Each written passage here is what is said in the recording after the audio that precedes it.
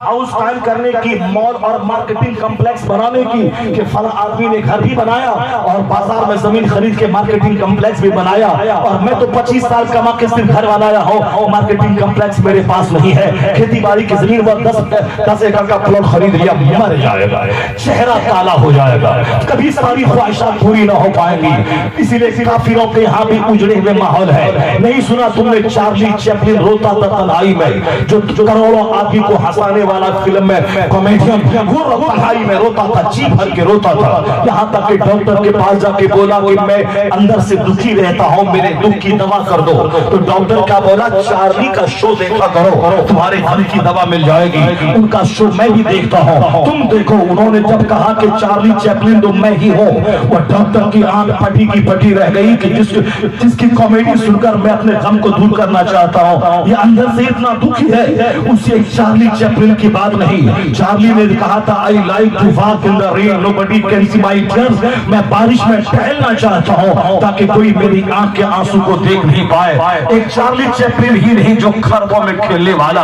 करोड़ों जिसके फैंस हो, जब उनकी जिंदगी में आंसू है, वह दिल खोल के बंद कमरे में रोता है, तो तेरी और मेरी क्या औकात है। दुनियावी एतबार से उनके पास तो खरबों की दौलत, ब्रिटिश फिल्म कॉमेडियन है वो, और फिर लंदन में उसका अपना शानदार घर है, करोड़ों उसके फैंस हैं। जब वो रोता है तो तू कहां से रो, कहां से हंसेगा, तुझको कहां से खुशी मिल पाएगी। अगर उसी काफिरों के तरीके पे अमल करके सिर्फ मकान और दुकान की हवस करेगा, मस्जिद को वीरान करेगा, कभी सुकून नहीं मिलेगा। अगर बोलेगा चलो सब ऐसे सबका जो हश्र होगा वही हश्र मेरा होगा, तो सबका जो हश्र हो रहा है वही हश्र मेरा भी हो रहा है। एक दर्जन बीमारी 40 साल के बाद घर कर गई, औलाद की नाफरमानी से 1 करोड़ का तावीज़ पहना दो तो भी औलाद फर्मा बरदार ना हो पाएगी। अपने घर में बीमारियां, अभी रोजाना कई फोन आते हैं, साहब हमारे पास तो 10 लाख की आमदनी है, उसके बाद सुकून ही पैसा कहां से आता है, कहां चला जाता है। बुजुर्ग कोई तावीज़ देते हैं, कल ये फोन आया साहब बंगाल से, घर में इस कदर उलझने हैं कि जिसका कोई मतलब नहीं। परसों एक शख्स बोला हमारे ही शहर में कि जिसके पास 5-6 32 चक्के वाला ट्रक है, जिसके पास इतनी आमदनी है कि साहब एक बार सामान लोड करके नेपाल ले जाए तो 30-35 हजार रुपए खर्च काटने के बाद उसको बच जाए। एक महीने में एक ट्रक से 1 लाख की आमदनी, 5 ट्रक है तो 5 लाख हर महीने जिसके पास आते हैं। बच्चों का जॉब है, 50 बीघा खेती बाड़ी है, उसके बावजूद परेशानी के आलम है कि घर में बरकत नहीं है, घर में सारे लोग आपस में लड़ते हैं, कोई किसी से बात नहीं करता है, सबों का दिल एक दूसरे से टूटा हुआ है, ना बड़ा छोटे से मोहब्बत करता, ना छोटा बड़े से मशवरा लेता है। 4 बेटे हैं जिसकी खातिर ये बाप उल्लू की तरह खड़ता रहा, वह चारों मनमानी करता है, बाप से मशवरा तक नहीं लेता है। मरो और तुम चारों बच्चे अभी तड़पा रहे, मरने के बाद भी तड़पाएंगे, और जब तेरी जमीन मखेरे बनाए मकान को आपस में तोड़ेंगे, आपस में तकसीम करेंगे। यहाँ अभी वह बात नहीं करता है तो रोता है, वह बच्चा दूसरों से बात कर रहा है, रात के 12 बजे आता है, सुबह के 10 बजे उठ के भागता है, तू बाप होने के बावजूद उसको मना नहीं कर सकता है। अपनी जमीन हमने मेहनत करके घर बनाया, नमाज छोड़ के घर बनाया, अब बच्चे को डांट नहीं सकते कि टेलीविजन को देखता है, नमाज क्यों नहीं पढ़ता है। अगर ये डांटेगा तो बच्चा आंख दिखलाएगा, ये बाप बेचारा बेसहारा बेका, सजा है उस नमाज छोड़ने की, सजा है मस्जिदों को वीरान करने की, सजा है हराम तरीके से दौलत जमा करने की, सजा है अल्लाह रसूल को भूलकर मकान दुकान के पीछे दिमाग चलाने की। और कसम कहता हूँ अगर तुमने अल्लाह की फरमाबरदारी की, अपने बच्चे को न घर बना के दिया, न एक धूल जमीन खरीद के दिया, किराए के घर में तू बच्चों को रखा, उसे नमक रोटी हलाल की खिलाया, तेरा बच्चा तेरे सामने आंख उठा के नहीं जिएगा, सीना तान के नहीं जिएगा। मैंने वैसा घर देखा है कि किराए में है मगर दीन इस्लाम पर अदब अखलाक है, तो बच्चे जवान हो गए, बाप के सामने कायदे से आंख उठा के बाप को देखता नहीं है, अदब से सर झुका के रखता है और अपने बाप से हर मशवरा लेता है। 1000 बीघा जमीन का जोतने वाला बेटे के प्यार से महरूम है, और यहाँ किराए के घर में बेटों को पालने वाला, ये बेटों की हमदर्दियां भी है, बेटों का प्यार भी है, बेटों की वफादारी को देख के सीना गदगद हो रहा है। मोहब्बत और बच्चों की मोहब्बत और फरमाबरदारी मकान से नहीं मिलती। जहाँ दीन है, जहाँ जिक्र है, जहाँ दुरूद है, जहाँ सुन्नतों का अमल है, मोहब्बत तो अल्लाह दिल में डालता है। जहाँ खुदा की इबादत है वहाँ ही मोहब्बत है, जहाँ खुदा की इबादत नहीं वहाँ सजा के तौर पर अल्लाह اللہ نفرتوں کا ماحول عطا کر دیتا ہے.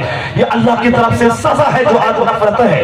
پبلک کی زبان پہ عالموں کی غیبت جاری ہے.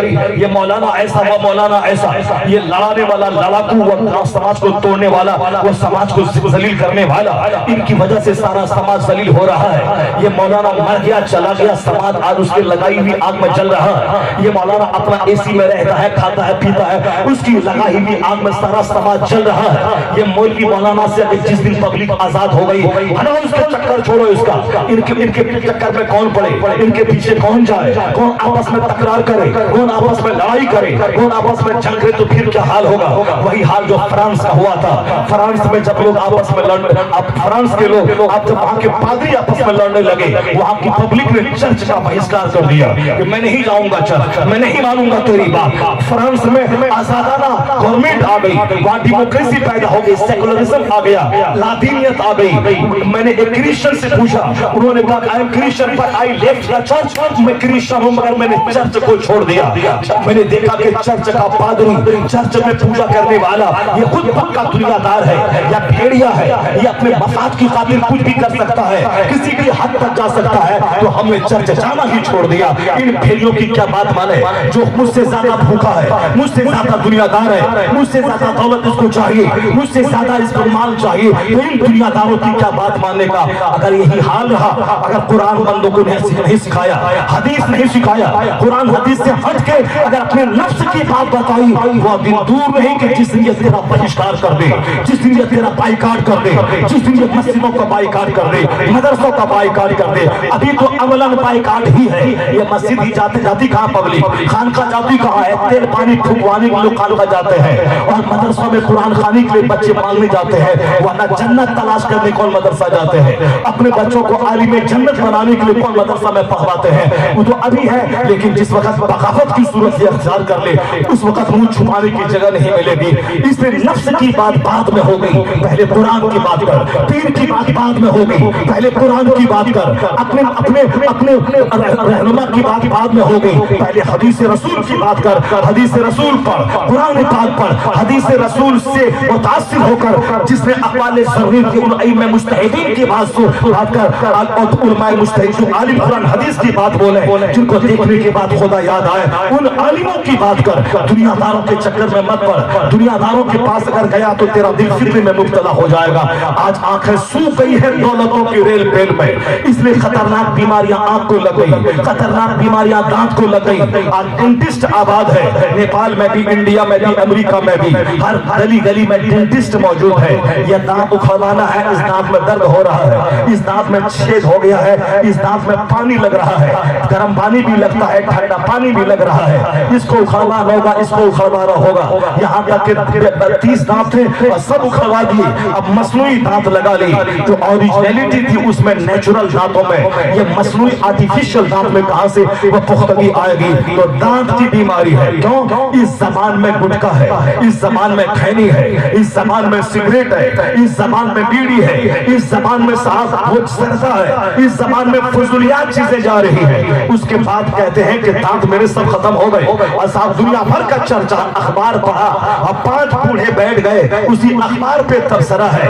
2024 میں کیا ہوگا, بہار میں کیا ہوگا, بنگال میں کیا ہوگا, ممتا کا کیا ہوگا, نتیش کا کیا ہوگا, اکھلیش کا کیا ہوگا, مایاوتی کا کیا ہوگا, اسٹالن کا کیا ہوگا, اور کرناٹک کے چیف منسٹر کا کیا ہوگا, گریہ منتری کا کیا ہوگا, پردھان منتری کا کیا ہوگا, نیپال والوں کا, کمیونسٹ والوں کا کیا ہوگا, کانگریس والے کا کیا ہوگا, راج گھرانے کا کیا ہوگا, ماوادی کا کیا ہوگا, امریکہ میں کیا ہوگا, چائنا جاپان میں کیا ہوگا. یہ سارا تبصرہ 2 گھنٹہ تک بیٹھ کے اخبار پڑھنا ہے, تبصرہ کرنا ہے. اس کا دانت نہیں ٹوٹے گا تو کیا ہوگا, اس کے دانت میں ہول نہیں ہوگا تو کیا ہوگا. اللہ نے زبان دی تھی تاکہ میں اللہ کا ذکر کروں, اللہ نے کان دیا تھا تاکہ اللہ کا ذکر سنوں, اللہ نے آنکھ دی تھی تاکہ گنبد خضرا کو دیکھوں, خانہ کعبہ کو دیکھوں, مسجد کی دیوار دیکھوں, قرآن پاک کے صفحات کو دیکھوں, احادیث کے اور औलाद को देखूं, उलमा के चेहरे को देखूं, माँ बाप का चेहरा देखूं और हज मबरूर का अजर हासिल करूं। जब आंख का गलत इस्तेमाल हो गया, ये आंख दूसरे के मकान को देखने लगी, आंख बीमार होने लगी, ये आंख दूसरों की बहू बेटी पे करने लगी, आंख बीमार होने लगी, ये आंख दूसरों की जायदाद को देखकर ललचाई निगाह से ये देखने लगा, इसकी आंख बीमार होने लगी, आंख बीमार हुई हराम चीजों को देखकर, आंख बीमार हुई अजनबी औरतों को देखकर, आंख बीमार हुई दूसरों की दौलतों को ललचाई निगाह से देखकर, यानी हैरान परेशान सिर्फ आंख से मकान दुकान गाड़ी और दुनिया के नजारे देखना है, उससे भी जी नहीं भरा। तो हॉलीडेज में साथ चले गए देखने के लिए, कश्मीर देखने चले गए, थाईलैंड की राजधानी बैंकॉक देखने चले गए, ये घूमने का चक्कर पड़ा है। मर्द तो मर्द, औरतें भी पीछे नहीं रही, ये घूमने का चक्कर औरतों में भी है। साल के 12 महीने घुट घुट के मर जाऊं, तेरे किचन में रह जाऊं। डॉक्टर साहब बोला था डिप्रेशन से बचाने के लिए इसको कभी घर से बाहर निकालिए और घुमाइए। एक बार जहां घुमा दिया, अब अगले साल उनको लेके जाइए, नहीं लेके गए तो बिस्तर पे पड़ गई, सो गई, तुम ही घूमो मैं नहीं घूमूंगी। या घूमने का चक्कर आज शहरों में, और मर्द कम नजर आते हैं, औरतें ज्यादा नजर आती हैं। बारात में मर्द कम नजर आते हैं, औरतें ज्यादा नजर आती हैं। समंदर के किनारे मर्द कम नजर आते हैं, औरतें ज्यादा नजर आती हैं। मर्द खड़े होकर तमाशा देख रहा है, औरतों के सर के बाल देख रहा है, औरतों की मुस्कुराती गर्दन देख रहा है, औरतों के साथ पोशीदा चीजों की उभार को देख रहा है। इसी पे निगाह है, गांव के 70 साल का बूढ़ा भी मजा लेता है, 18 साल का छोकरा भी मजा ले रहा है। ये आंखें बेलगाम हो गई। मैंने इसको बंद करना नहीं सीखा, जबकि आया था कि जब गुनाह फैल जाए उस वक्त अपने घर में रह, ज्यादा सोया कर। जब घर से बाहर निकलने का मतलब गुनाह है, उन दिनों में बेहतर है ज्यादा सोना। जब तक सोया रहेगा गुनाह से महफूज रहेगा। उन दिनों में बेहतर है कि अपने घर में रह, अपने पेट पे पड़ा रहा, सोया रहा, ताकि सोएगा तो आंख बंद रहेगी, गुनाहों से बचा रहेगा। आंख जहां खुली तो मोबाइल को देखेगा, आंख जहां खुली सड़कों पे चलती खातून को देखेगा, जहां बाजार में गया दूसरों के मकान को तरसती हुई निगाहों से देखेगा, दूसरों की गाड़ियों को देखेगा, अपने पास नहीं पाएगा तो अंदर से डिप्रेशन का शिकार हो जाएगा। आंख बंद रखने का पैगाम आया है। आंखें नीची रख, आंखें नीची रख। ए मुसलमान औरतों आंखें नीची रख, ए मुसलमान मर्द ने आंखें नीची रख। कुरान शरीफ में बाज़ाब्ता तौर पर आया है, कुल लिल मोमिनीना यग़ुद्दू मिन अब्सारिहिम। ए हबीब आप मुसलमान मर्दों से कह दीजिए वो निगाहें नीची करके रखें। निगाहें नीची करने का मतलब निगाहें हराम चीजों को न देखें, निगाहें दूसरों की बहू बेटी को न देखें, लज्जाई निगाह से जालिमों की दौलत को न देखें, किसी हरामखोर की बिल्डिंग को न देखें, किसी शराबी किसी जालिम का चेहरा को न देखें। बेनमाजी का चेहरा देखने से दिल सख्त हो जाता है, शराबी का चेहरा देखने से दिल अंधा हो जाता है, हराम से कमाई हुई दौलत के मकान को देखने से दिल अंधा हो जाता है। इसलिए आंखें नीची रख, आंखें नीची रहेंगी तो गुनाहों से सेफ रहेगा, क्योंकि आंख ही वह पार्ट है जो देखने के लिए आदमी को लालायित करता है। इसलिए आंख अगर बंद रही तो बेशुमार गुनाहों से बंदा महफूज रहता है। ये आंख ही है, जब पड़ती है नजर तब दिल में वसवसा पैदा होता है, तब अंदर में पूरे बदन में हरकत पैदा होती है, आखिर फकत में जाके शर्मगाह को खोलने का इरादा वो करता है। इसलिए आंख पर पहरा डाल दे। आंख के बारे में आया है, मन मला ऐनुहु मिनल हराम मला अल्लाहु ऐनुहु यौमल क़ियामत मिनन नार। जिसने अपनी आंख को आग से भर लिया, अल्लाह ताला जिसने अपनी आंख को हराम से भर लिया, अल्लाह उसकी आंख को क़यामत के दिन आग से भर देगा। आंख की हिफाजत कर, आंख को ज्यादातर बंद रख। आज डॉक्टर भी कहते हैं कि जब 1 घंटा काम करें, मशीन को देखें तो 5 मिनट के लिए आंख को बंद करके बैठ जाए, ताकि थकी हुई आंख को राहत मिल जाए। जब 2 घंटा आप पढ़ाएं तो 5 मिनट के लिए आंख बंद कर लें, ताकि थकी हुई आंख को राहत मिल जाए। जब आप क्लास में 4-3 घंटे ले लें तो 10 मिनट के लिए आप स्टाफ रूम चले जाएं, वो आंखें बंद करके आप थोड़ी देर के लिए सुस्ता लें, ताकि आंख को रेस्ट मिल जाए। और फिर आंख को बंद करें, ऑफिस में बैठे हैं कभी कभी आंख बंद कर लिया करें, आंखों को रेस्ट मिले। यही पैगाम तो इस्लाम देता है। अपनी निगाहों को झुकी रख, निगाहों को नीची रख, निगाहों को आवारा मत छोड़, निगाहों को बेलगाम मत छोड़ दे, जिसकी वजह से खतरनाक बीमारियां जब पैदा हुई। अब डॉक्टर हिफाजत कहते हैं हिफाजती तदबीर कर, वरना आंख से महरूम हो जाएगा। हिफाजती तदबीर है कि आंख से आंसू बहा, आंसू बहा, आंख से जितना पानी निकलेगा उतना ही कचरा आंख के रास्ते से दूर होगा। यही काम तो पहले लोग तहज्जुद के टाइम में करते थे, यही काम तो लोग नमाजों के सजदे में करते थे, यही काम तो अल्लाह के नेक बंदे आखिर वक्त में तन्हाई में करते थे। अपना गुनाह याद आ गया, रोने लगे, रात के सन्नाटे में रोने लगे। अब दुनिया में मेडिकल साइंस जवान हुई तो आंख की बीनाई की सलामती का रास्ता ढूंढा कि जितना आंख से पानी निकलेगा, आंसू निकलेगा, आंख उतनी मजबूत होगी। तो जहां नजर दुनिया के मेडिकल साइंस की आज गई है, एक कौम मुस्लिम फिजिक्स बाद में पढ़ना, केमिस्ट्री बाद में पढ़ना, बायोलॉजी बाद में पढ़ना, आइंस्टाइन को बाद में पढ़ना, नेहरू को बाद में पढ़ना, कार्ल मार्क्स को बाद में पढ़ना, माओ जेतुंग को बाद में पढ़ना, पहले मुस्तफा को पढ़ ले। इसलिए मुस्तफा से बड़ा न कोई मुअल्लिम है, न कोई तबीब है, न कोई स्कॉलर है, न कोई हमारा मुज़क्की मुरब्बी है, उनसे बड़ा हमारा कोई खैर खा है, न उससे बड़ा दुनिया का कोई मोहसिन है। मुस्तफा को पहले पढ़, दूसरों को बाद में पढ़ना। आज आंख के ताल्लुक से जहां नजर दुनिया के मेडिकल एक्सपर्ट की आज गई है, वहां नजर मुस्तफा की 1500 साल पहले गई है। इसलिए आला हजरत ने कहा कोई बड़ा नहीं है, न कोई स्कॉलर बड़ा, न प्रोफेसर बड़ा, न साइंटिस्ट बड़ा, न वैज्ञानिक बड़ा, सबसे आला व औला हमारा नबी, सबसे आला व आला हमारा नबी। नारे तकबीर, जरा जोर से बोले, जोर से बोले। नारे तकबीर, नारे रिसालत, मसलके आला हजरत इस्लाही मुआशरा कॉन्फ्रेंस, हजरत अल्लामा मुफ्ती शहरियार रजा साहब किबला।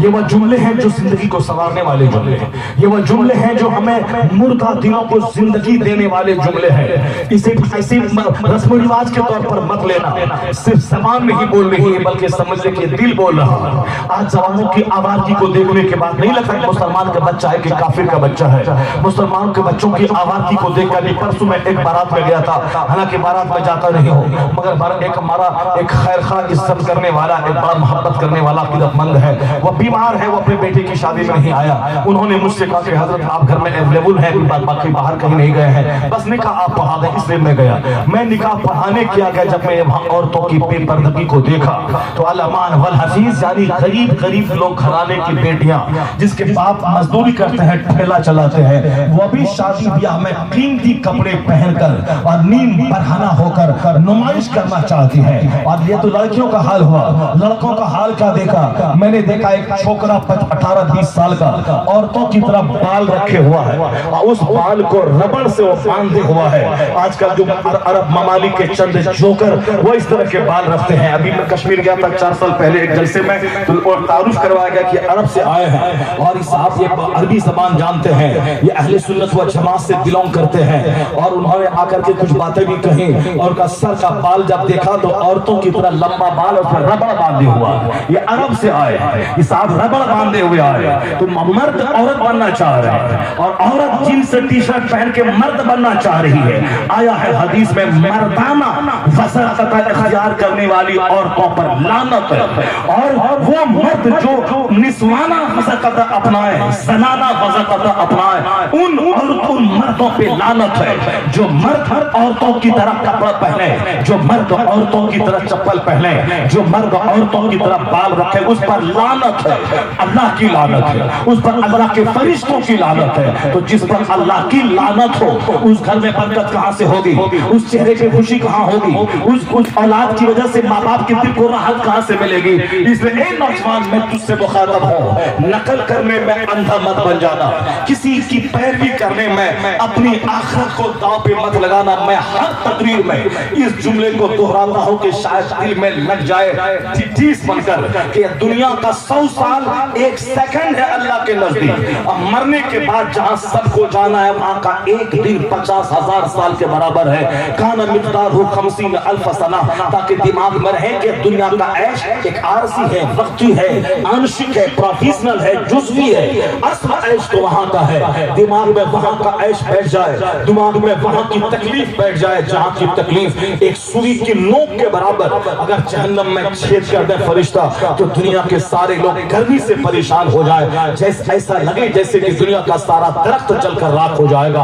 अगर जहन्नम में सुई की नोक के बराबर छेद कर दिया गया तो दुनिया में कोई सब्जा नहीं रहेगा, दुनिया में कोई हरियाली नहीं रहेगी, सारे दरख्त जलकर राख हो जाएंगे। वो खतरनाक आग, वो खतरनाक सांप, वो खतरनाक बिच्छू जहन्नमियों के लिए तैयार है। जिसने दुनिया में आजादाना ढंग से जिंदा रहा, कोई खुदा कोई रसूल नहीं, दुनिया की जिंदगी चंद दिन के जैसे चाहो जी लो। मैं इसीलिए इस्लामी सोच पैदा करना चाहता हूँ कि हमारे काफिरों के बच्चे हमारे लिए मॉडल नहीं है, वो जैसे कहते मैं भी करो। अभी एक अलग ट्रेंड चला है, या बर्थडे पार्टी का ट्रेंड चला है। हर मुस्लिम मोहल्ले में केक वाली दुकान जो आज से 15 साल पहले देखने को नहीं मिलती थी, कहीं کہیں کہیں غیر مسلم کے محلے میں دکان ملتی تھی. ابھی میں دیکھ رہا ہوں ہر محلے میں غالباً وہ کیک کی دکانیں ہیں, سویٹس کی دکان ہے, جس میں مٹھائی تو کم ہے کیک زیادہ ہے. میں نے پوچھا کہ کیک کیوں, تو جواب ملا کہ آج کل برتھ ڈے پارٹی منانے کا ٹرینڈ سماج میں بڑھ گیا ہے, اس میں روزانہ کیک کی سپلائی ہوتی, روزانہ کسی نہ کسی کا برتھ ڈے ہوتا ہے. جو کام کافروں کا تھا, جو کام یہود و نصارہ کا تھا, جو کام امریکہ اور یورپ کے کرسچنوں کا تھا, وہ کام ہندوستان, نیپال, بنگلہ دیش, پاکستان کے مسلمانوں نے کرنا شروع کر دیا. اپنے بیٹے کا برتھ ڈے منانا, اس میں دکان سے کیک لانا اور اس کو چھری سے کاٹنا, اور سارے بچے تالیاں بجا کے happy birthday to you کا نغمہ گانا, یہ ٹرینڈ چل پڑا ہے. جبکہ اسلامی برتھ ڈے کا طریقہ یہی تھا کہ بچوں کی جب تاریخ ولادت آئے تو بچے کو سامنے بٹھا کے کہہ دیں کہ میرے لال تیری پیدائش ہوئی تھی 1980 میں اور آج 1990 ہے, تو 10 سال ہو گئے تیری زندگی کے, تو 10 سال تیری زندگی کے کم ہو گئے. اگر اللہ نے تجھ کو 60 سال کی زندگی دی ہے تو اب سمجھ لے کہ تیرے 50 سال ہی باقی رہ گئے, 10 سال ختم ہو گئے. جب بچہ 20 سال کا ہو تو ماں باپ فاتحہ دلا کے بچے کو بابر کرائے. اگر اللہ نے تجھ کو 80 سال کی زندگی دی ہے, کوئی نہیں جانتا کہ کل ہی تیری موت آ سکتی ہے, لیکن میں فرض کر لیتا ہوں کہ اللہ نے 80 سال تجھ کو زندگی دی, تو 80 سال میں 20 سال ختم ہو گئے اور تیری زندگی کے صرف 60 سال بچ گئے, یہ 20 سال ختم ہو گئے. یعنی برتھ ڈے کا مطلب ہر آنے والا برتھ ڈے ہمیں موت سے قریب کرتا ہے, ہمیں قبر سے قریب کرتا ہے, ہمیں آخرت سے قریب کرتا ہے. تو عقل مند ہے وہ باپ جو اپنے بچوں کی گھٹی میں آخرت پلائے, جو اپنے بچوں کی گھٹی میں جنت کی طلب پلائے, جو اپنے بچوں کی گھٹی میں جہنم سے بچنے کا شوق پلائے. وہ ہر ماں باپ وفادار ہے جو اپنے بچوں کی آخرت کی فکر زیادہ کرے, دنیا کی فکر کم کرے. یہاں تو 99% لوگ صرف دنیا کا ہی چرچا کرتے ہیں, کہیں خال خال کرو میں اکا دکا کوئی ملتا ہے جو اپنے بیٹوں کے سامنے آخرت کی بات کرتے ہیں. اسکول کالج میں پڑھانے کے بعد اس کی نماز کا خیال رکھتے ہیں, اسکول کالج میں پڑھانے کے بعد اسکول کے وقت میں اسکول ڈریس پہننا اگر ضروری ہے, وہاں سے واپس آنے کے بعد اسلامی ڈریس پہن لینا, اور چڈی مت پہننا یا ہاف پینٹ مت پہننا. اسی ماں باپ کی تربیت کی کمی کی وجہ سے ایک طرف تو جہاں برتھ ڈے کا ٹرینڈ چلا ہے, وہیں دوسری جگہ کرسچنوں کی پابندی اور پیروی میں, کرسچنوں کی پیروی میں وہ ہاف پینٹ پہننے کا چلن شروع ہوا ہے. نماز روزہ تو بہت بڑی بات ہے, بڑا پیلر ہے, وہ پیلر بھی ٹوٹا ہوا ہے. اور یہ جو اسلامی کلچر تھا ہمارا, ہم کو کلچر بھی میرے ہاتھ سے نکل رہا ہے. مسلمانوں کا کلچر تھا لنگی پہننا, یہ لنگی سیدھا سادہ ڈھیلا ڈھالا لباس ہے, اور پھر پائجامہ پہننا یہ صحابہ کرام کی سنت ہے. حضور نے کبھی پائجامہ نہیں پہنا, سرکار نے ہمیشہ لنگی پہنی, پائجامہ کو پسند کیا ہے. البتہ پائجامہ صحابہ کرام نے پہنا ہے, صحابہ کرام بھی ہمارے لیے ماڈل ہے. حضور نے فرمایا ہے اصحابی کالنجوم, میرے صحابہ ستاروں کی طرح ہے, جس کی پیروی کرے گا تو ہدایت پائے گا. صحابہ کی پسند ہے پائجامہ, حضور کی پسند ہے پائجامہ, مگر حضور نے استعمال نہیں کیا ہے. یہ کہیں کسی حدیث سے ثابت نہیں ہے. البتہ پائجامہ خریدنا ثابت ہے اور پائجامہ کو پسند کرنا ثابت ہے. ایک خاتون سامنے پھسل گئی, ان کے کچھ اعضاء کھل گئے, تو حضور نے آنکھیں بند کر لی اور حضور دعا کرنے لگے, الہی پائجامہ پہننے والی عورتوں کو تو بخش دے. کیا مطلب؟ عورتیں پائجامہ پہنے, عورتیں ہندوانہ طور پر ساڑی نہ پہنے, عورتیں ہندوانہ طور پر بیلوج نہ پہنے, جس میں کہ پیٹ جو سب سے قیمتی اعضاء ہے, شرمگاہ کے بعد سب سے زیادہ نازک اعضاء میں سے ایک عضو ہے وہ پیٹ کا, پیٹ جس کے دیکھنے کے بعد بدن میں شہوت کی جھرجھری پیدا ہوتی ہے. یعنی ایک شرمگاہ, دوسرا پستان, اور تیسری چیز ہے پیٹ. اسلام نے اس کو ڈھکنے کا پردہ فرض قرار دیا ہے. گردن کا چھپانا فرض ہے, کلائی کا چھپانا فرض ہے, گلے کا چھپانا فرض ہے. یہاں تک کہ چند جاہل عورتیں جو حج کرنے جاتی ہیں وہ اس قانون نہیں جاننے کی وجہ سے دوران طواف وہ استلام کرتے ہوئے ان کا ہاتھ جب اوپر ہوتا ہے تو کرتا نیچے سرکتا ہے, اور یہ کلائی اس کی کھل جاتی سے کھولنا حرام ہے. مکہ کی ایک نیکی 1 لاکھ کے برابر, تو ایک گناہ بھی 1 لاکھ گناہ کے برابر ہے. یہ گئی تھی نیکی کرنے, وہاں سے کروڑوں گناہوں کی پوٹلی لے کے واپس آ گئے. یہ صرف اس لیے ہے کہ ان عورتوں پہ کوئی رحم تو کرے. عورتیں آج ہم بے لگام ہیں, باہر گھومنا چاہ رہی ہے, یہ لباس پہننا چاہتی فلمی اسٹائل میں. کتنی محنتیں ہم نے ان عورتوں پہ کی. مدرسے کھولا, وہ مدرسے میں پڑھنے والا 2% بچہ ہے, باقی 98% بچے اسکول کالج میں پڑھتے ہیں, اور کچھ بچے پڑھتے ہی نہیں ہیں. ان بچوں کے ایجوکیشن پہ ہم نے کوئی زور نہیں دیا. آج امریکہ, یورپ میں ہر جگہ نالج کو پاور بولا جاتا ہے, علم کو شکتی اور طاقت کہا جاتا ہے. ہمارے بچے آوارہ. اس مذہب مہذب نے سب سے پہلے پڑھنے پر وکالت کی, ایجوکیشن کی وکالت کی. قرآن کریم کی سب سے پہلی آیت جو جو نازل ہوئی اقرا بسم ربک الذی خلق, read in the name of your Lord who created. یعنی قرآن پاک کی سب سے پہلی آیت اقرا سے شروع ہوتی ہے. ریڈ پڑھیے. قرآن شریف میں ریڈنگ اور رائٹنگ کی بات 800 جگہوں سے زیادہ جگہوں پہ ریڈنگ اور رائٹنگ کی بات آئی ہے. نون والقلم وما یسطرون, یعنی قلم اس کے لکھے کی قسم. اللہ قرآن کریم میں قسم, قلم کی قسم اور اس کے لکھے کی قسم. والنون والقلم وما یسطرون, تو قلم کی بات, ریڈنگ کی بات, رائٹنگ کی بات, کتابت کی بات, قرأت کی بات. مرد بھی پڑھے, عورتیں بھی پڑھے. آج جو پیغام میرا تھا اس کو دوسروں نے چھین لیا. لڑکیاں پڑھیں گی, بیٹیاں پڑھیں گی, بیٹیاں پڑھیں گی. ایسا لگتا ہے جیسے پہلی بار دنیا کے نعرہ دیا ہے, یا بھول جاتا ہے کہ 1400 سال پہلے جب عورتوں کو سیکس کی تکمیل کا ذریعہ دنیا نے سمجھ لیا تھا. عورتوں کو دنیا ڈائن کہتی تھی, عورتوں کو کی دنیا قاتل تھی, اسے باپ ہی زندہ دفن کرتا تھا. اس زمانے میں کون مذہب تھا, کون رہنما تھا جس نے عورتوں کے بچانے کی وکالت کی؟ آج تو سارے باپ اپنے بچیوں کو بچا رہے ہیں اور سارے باپ بچیوں کو پڑھا بھی رہے ہیں. لیکن 1400 سال پہلے باپ اپنی بچیوں کو مارتا تھا اور بچیوں کو پڑھانا اس کے نزدیک جرم تھا. جب مرد نہیں پڑھتے تھے تو عورتیں کہاں سے پڑھیں گی؟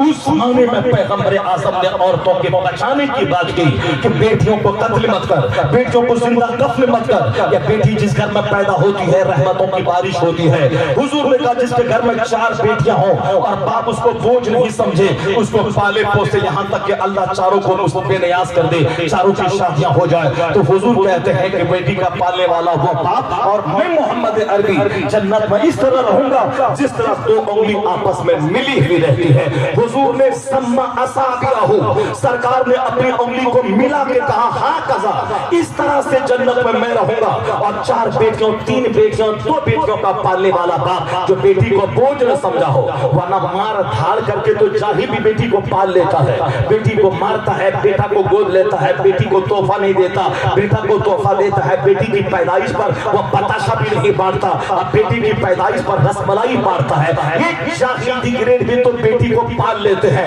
وہ پالنا کمال نہیں ہے. پالنا ہے وہ جو بیٹی کو بوجھ نہ سمجھے اور بیٹی کو بیٹوں کو بیٹی پہ ترجیح نہ دے.